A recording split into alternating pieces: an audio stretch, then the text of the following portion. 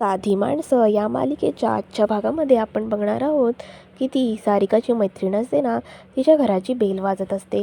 तेव्हा ती मनातल्या मनात विचार करत असते की काय अरे ही पंकज आणि त्याची बायको परत आली वाटतं.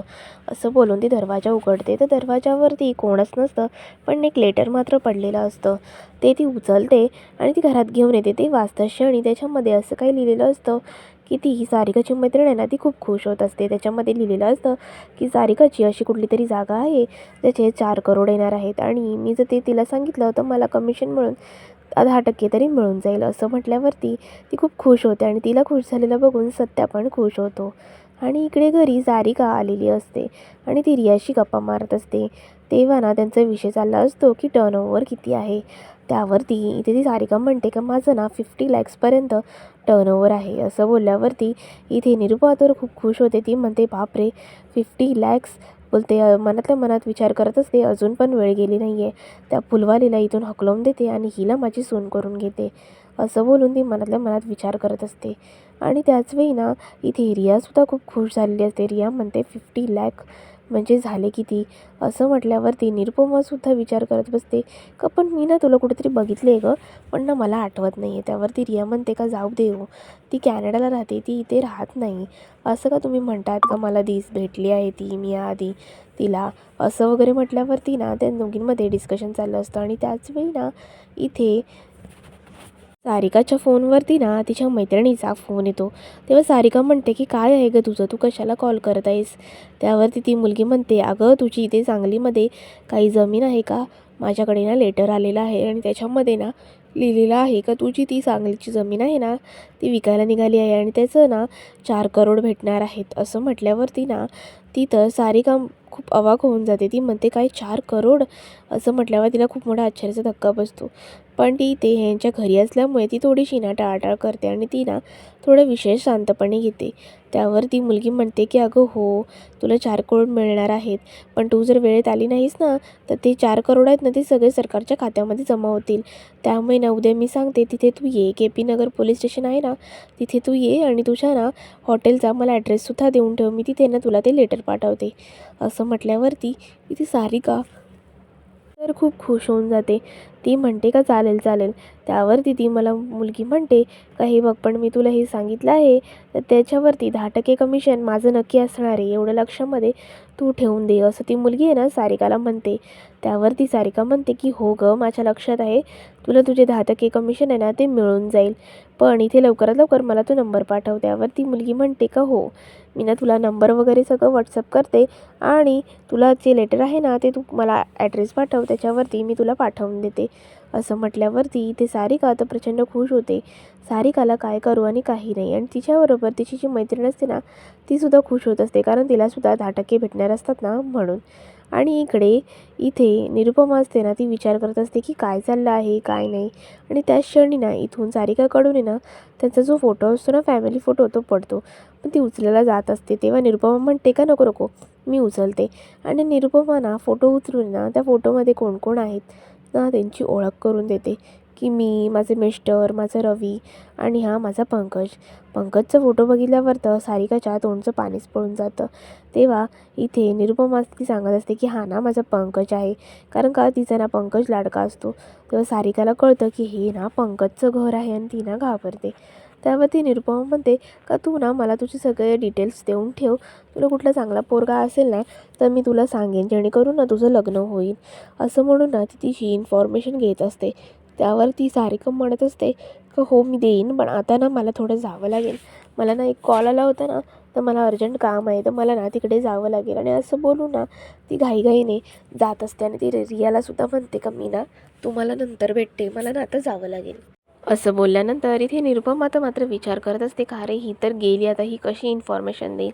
त्यानंतर खाली ना इथे देविका आणि पंकज आहे ना ते घरी येत असतात, कारण त्यांचा ना सारिकाला शोधण्याचा प्लॅन झालेला असतो तर तो संपलेला असतो. त्यामुळे ते म्हणत असतात की चला आता ना आपण घरी जाऊ, बस झाला आता खूप शोधलं. असं बोलून ना ते लोक घरी येत असतात. आणि घरी येताच ना इथे खाली सारिका आहे ती विचार करत असते की बापरे, मी तर किती मोठ्या संकटातून वाचली आहे. मी तर डायरेक्ट पंकजच्या घरीच होती.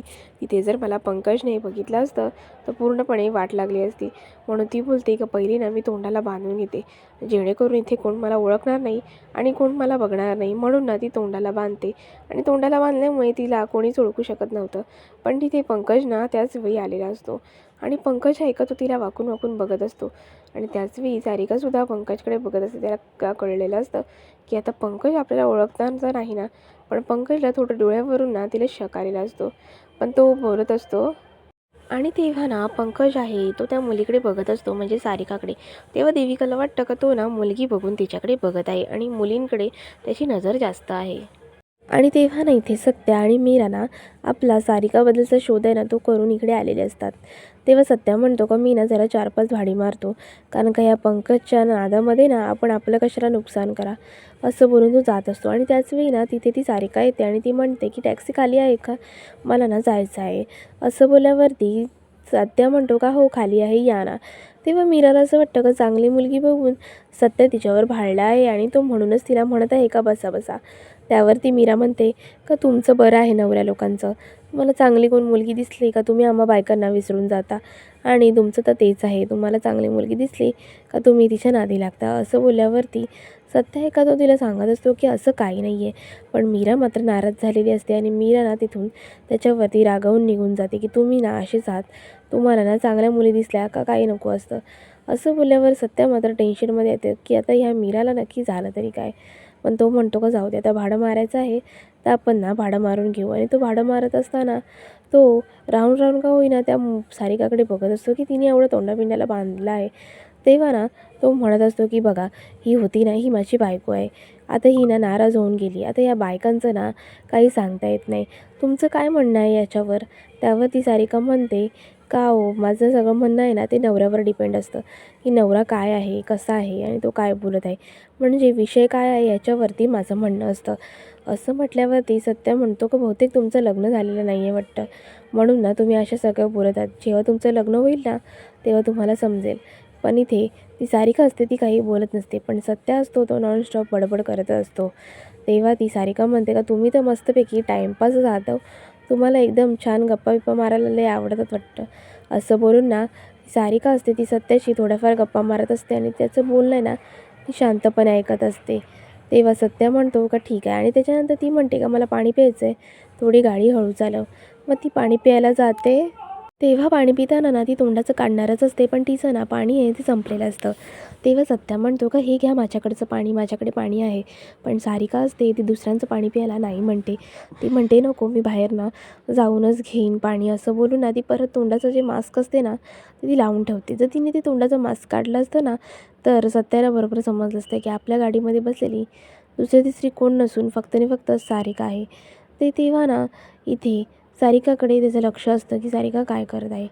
आणि त्याच्यानंतर इकडे घरी मात्र मीरा ना विचार करत असते की आपण ना काहीतरी केलं पाहिजे.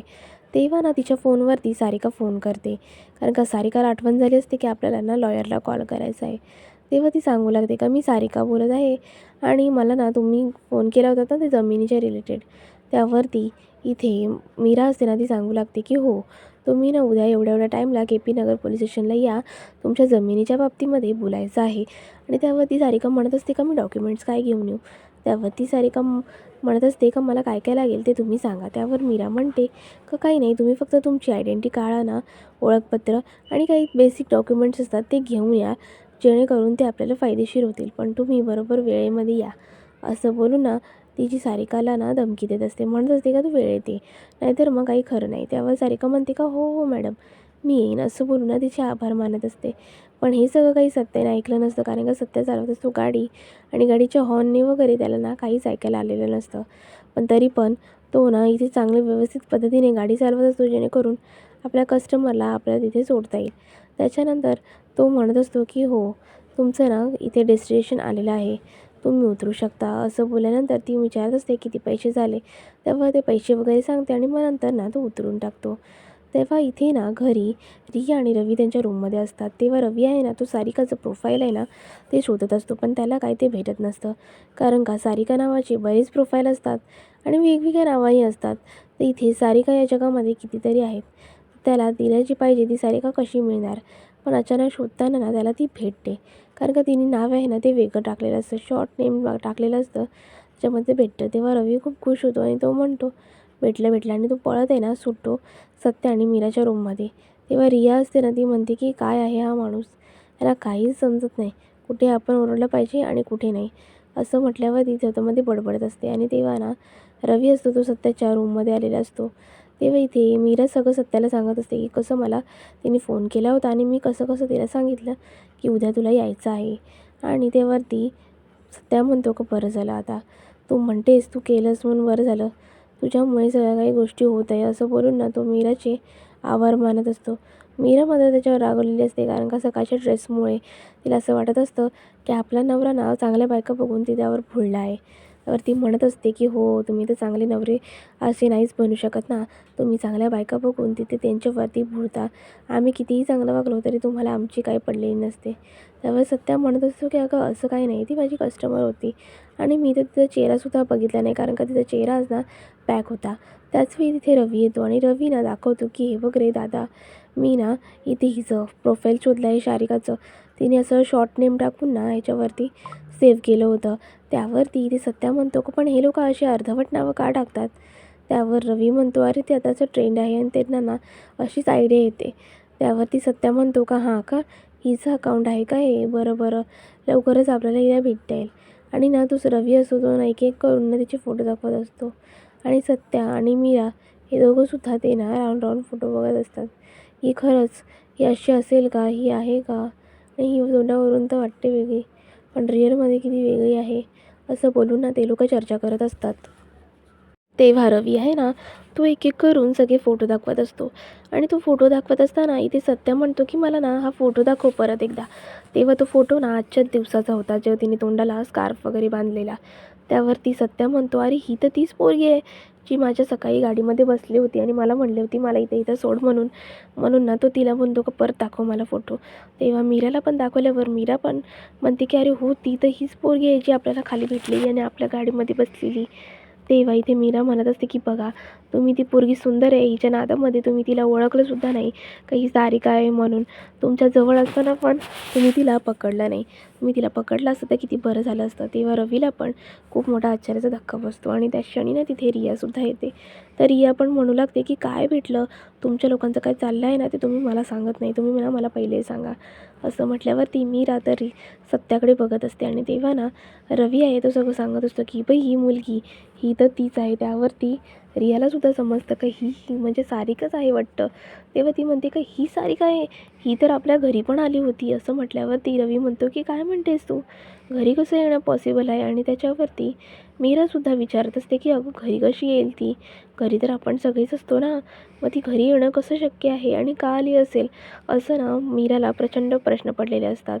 ती विचारत असते की काय झालं. त्यावरती ना रिया ना सगळं झालेला जो प्रकार आहे ना तो सांगत असते की कसं कसं तिचा आणि माझा कॉन्टॅक्ट झाला. तिला व्हॉईससाठीच हवा होता, तिच्या कंपनीसाठी. तिची कॅनडा आणि इंडिया अशी मायग्रेट कंपनी चालू असते. असं म्हटल्यावरती सत्या म्हणतो का ठीक आहे, आता झालं गेलं तर जाऊ दे, तिला आता आपण ओळखलीच आहे ना, मग आता आपण काय करू, जिथे राहते ना तिथे जाऊ आणि तिचा शोध घेऊ. कारण का ती अशी सांगणार नाही आपल्याला, ती अशीच लपवून ठेवणार सगळ्या गोष्टी आणि फिरत बसणार. असं बोलून ना ते लोक ठरवत असतात की आपण ना तिला आता शोध घेऊ. तेव्हा मीरा म्हणते का ठीक आहे चालेल. असं बोलून त्यांचा विषय तिथे स्टॉप होतो. आणि त्यानंतर ना इथे रिया असते, ती सांगत असते की सकाळी ना तिला सांगितलं होतं की आईंनी चुकून तिच्याकडून फोटो पडला ना, तेव्हा तिने ना आईंनी सगळी फॅमिलीची ओळख करून दिली. त्याच्यामध्ये ना तिने पंकजला बघितलं.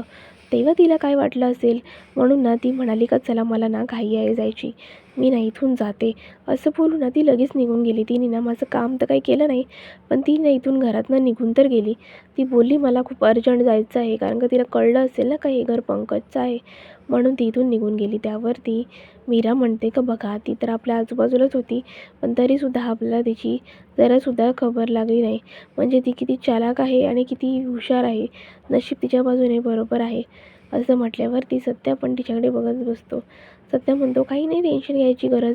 आता इथपर्यंत आलेलो आहेत तर पुढे पण आपल्याला सगळ्या गोष्टी भेटणार आहेत आणि होणार आहेत. असं बोलून आहे ना सत्या सगळ्यांना आश्वासन देत असतो की तुम्ही टेन्शन घेऊ नका. हा सत्या आहे ना, सत्या तिला बरोबर शोधून काढेल. आणि ह्या लोकांचं चौघांचं बोलणं ना देविका आणि पंकज आहे ना ही चोरून चोरून ऐकत असतात. तेव्हा देविका आणि पंकज म्हणतात का अच्छा ह्यांना आता ती भेटणार आहे का. आता एक काम करू, ही त्यांना भेटायच्या आधी ना आपणच तिला भेटू. असं बोलल्यावर देविका पण म्हणते की हो बरोबर आहे, तू म्हणतोस ना ते बरोबर आहे. आता ना ही त्यांच्या आधी आपल्याला भेटणार आणि हे सगळे पैसे आहेत ना ते आपल्याला भेटणार. असं बोलून ना ते दुसऱ्या दिवशी त्यांच्या मार्गावर लागतात. ते लोक ना रिक्षात बसतात आणि ती सत्या आणि पंकज पुढे जात आहेत त्यांच्या मागावरती लागलेले असतात. तेव्हा त्यांची ना मध्ये मध्ये बडबडसुद्धा असते आणि मध्ये मध्ये ना गाडीवरती लक्षसुद्धा असतं. तेव्हा ना ते रिक्षावाल्याला सांगत असतात लेफ्टला ले लो भैया, राईटला ले लो भैया. असं बोलून ना त्याला ते डायरेक्शन देत असतात. आणि तो रिक्षावाला पण असतो ना तो पण आहे ना ते लोक सांगतात ना तसंच तो रिक्षा चालवत असतो. आणि त्यावरती ना मध्ये मध्ये आणि तेव्हा ना पंकज हा रमलेला असतो की आता आपल्याकडे पैसे येणार आहेत आणि आता आपण ते पैसे मस्तपैकी आपला माझा बिझनेस ओपन करणार आणि तुझ्या पार्लरसाठी तिथे खर्च करणार. असं बोलून ना ते लोक त्या पैशाच्या धुंदीमध्ये रमलेले असतात. आणि त्याचवेळी त्यांच्या लक्षात येतं की आपण ज्या व्हॅनच्या मागे पाठलाग करत होतो ती व्हॅन तर गायब झाली आहे. म्हणजे सत्या आणि मीरा कुठे गेले आहे ते त्यांना कळतच नसतं. तेव्हा त्यांच्यामध्ये ना थोडंसं डिस्कशन होतं. तेव्हा ते लोक म्हणतात राईटला जाऊया, लेफ्टला जाऊया. असं बोलून ना त्यांच्या दोघांमध्ये भांडण होतं की नाही मी सांगते ते बरोबर आहे, ते लोक लेफ्टला गेलेत. तेव्हा देविका म्हणते नाही मी सांगितलं ते बरोबर आहे, ते लोक राईटलाच गेलेत. असं बोलून ना ते लोक रिक्षावाल्याला घांगरवत असतात. तेव्हा रिक्षावाला म्हणतो की तुम्हाला नाही जमत ना तुम्ही माझ्या रिक्षातून उतरा. असं बोलल्यावर इथे देविका आणि पंकज आहे ते रिक्षातून उतरतात आणि म्हणतात का ठीक आहे उतरतो आम्ही. आणि उतरल्यावर ना देविका असते ती पंकजला ना पायी पायीच घेऊन जाते आणि त्याला म्हणते का चल आता आपल्याकडे काही उपाय नाही. आणि इकडे हॉटेलवरती ना मीरा आलेली असते की इथे सारिका राहते का म्हणून विचारायला. तेव्हा ती विचारते का ना इथे सारिका म्हणून तुमचं काही गेस्ट राहायला आलं आहे का. मी ना तिची मैत्रीण आहे, मला तिने सांगितलं होतं का मी याच हॉटेलला आहे म्हणून. त्यावरती ती रिसेप्शनिस्ट म्हणते का थांबा मला चेक करावं लागेल. असं म्हणून ना ती रिसेप्शनिस्ट असते ती ना तिच्या कम्प्युटरवर वहीमध्ये वगैरे चेक करते. पण तिथे ना सारिका नावाचं कोणी तिथे राहायला आलेलं नसतं. तेव्हा ती मीराला सांगते का मॅडम इथे ना सारिका नावाचं कोणी राहायला आलेलं नाही, कदाचित ना ते लोक दुसऱ्या हॉटेलला असतील. असं म्हटल्यावरती मीरा तिथून बाहेर जाते. आणि तेव्हा ना सत्या मात्र गाडीमध्ये बसला असतो. तेव्हा मीरा त्याला म्हणते का हो पण इथं सारिका राहत नाही. त्यावरती सत्या म्हणतो का पण मी इथंच तिला सोडलं होतं, कशावरून ती इथं राहत नसेल, तिने दुसरं नाव टाकून पण ती इथे राहू शकते ना. त्यावरती सत्या म्हणतो का तू ना आता तिला जो नंबर दिला आहेस ना त्या नंबरवरती कॉल कर आणि तिला विचार तू कुठे राहतेस वगैरे. तेव्हा ना मीरा कॉल करते आणि मीरा म्हणू लागते का मी ना ॲडव्होकेट बोलत आहे, तुम्हाला ना एवढ्या एवढ्या टाईमला तिथे यायचं आहे, माहीत आहे ना KP पोलीस स्टेशनला लवकरात लवकर या, कारण का मला पण बरीच कामं आहेत. ती जर खोळंबली ना तर काही होणार नाही आणि तर ती सोडून मला बसता येणार नाही. आणि ती विचारत असते की बाय द वे तुम्ही इथे कुठे आहात. त्यावर ती सारिका असते ती सांगत असते की मी ह्या हॉटेलला आहे, सायझा हॉटेलचं नाव असतं त्या हॉटेलला मी आहे. त्यावरती इथे सत्या आणि मीराला समजतं की हां आपला शक आहे ना तो बरोबर आहे. ही जी सारिका आहे ना ती दुसरं तिसरे कुठे नसून इकडेच आहे आणि ती ना नाव बदलून राहत आहे. असं ऐकल्यानंतर त्यांना ना बरं वाटतं. ते म्हणतात की बरोबर आपला निशाणा जो चालला आहे तो बरोबर आहे. आणि त्याच क्षणी ना तिथे देविका आणि पंकजसुद्धा आलेले असतात. तेव्हा पंकज म्हणत असतो की मला ना खूप भूक लागलेली आहे आणि मला तहान पण लागलेली आहे, चल ना आपण जाऊन काहीतरी खाऊ. त्यावरती देविका म्हणते का ती तर मला पण लागली आहे, मी एक काम करणार आहे, मी तिथे जाऊन बसणार आहे आणि तू सगळं शोधायचं आहे. आणि ह्या दोघांचं बोलणं ना इथे मीरा आणि सत्याच्या लक्षात येतं का हे लोकांना ते शोधायलाच आलेले आहेत. म्हणून ना मीरा आणि सत्या लपवून जातात गाडीत. पण इथे देविका म्हणत असते का मी तिथं सावलीत बसेन आणि तू जाऊन घेऊन ये. त्यावरती पंकज म्हणतो की वा वा तू सावलीत बसणार आणि मी इथे वणवण फिरायचं आणि भटकत बसायचं. त्यावरती देविका म्हणते का रे गर्लफ्रेंड तर तुझी होती ना, फसवलं तिने होतं तुला, मग आता प्रॉब्लेम काय आहे, आता जे झालं ना ते शोधायचं, मला काही सांगू नको, मी तिथे सावलीत जाऊन बसणार आहे. असं बोलून ना ती सावलीत जाऊन बसायला तयार होते. ते तेव्हा सत्या म्हणतो का ती येत आहे, आपण ना तिला दाखवलं नाही पाहिजे की आपण इथे आहोत, त्यामुळे ना लपवून जा. म्हणून ते दोघं जणांना लपवून जातात. आणि इथे सारिकाच्या शोधामध्ये ना देविका पण खूप वैतागलेली असते. ती म्हणत असते कधी ही सारिका भेटते काय माहिती. आणि त्याच वेळी ना तिथे मीरा आणि सत्या पण बघत असतात का हे दोघं इथे कसे काय आले. पण त्याच्यानंतर ते म्हणतात का थांब, ती बघ सारिका गेटमधून येत आहे. आणि तेव्हा ना त्या गेटमधून सारिका येत असते आणि तिला बघून ना इथे मीराला तर खूप मोठा आश्चर्याचा धक्का बसतो. मीरा म्हणते का काय गं बाई, किती खोटं बोलत होती ही पोरगी, इथे आहे आणि सांगते का नाही आहे म्हणून.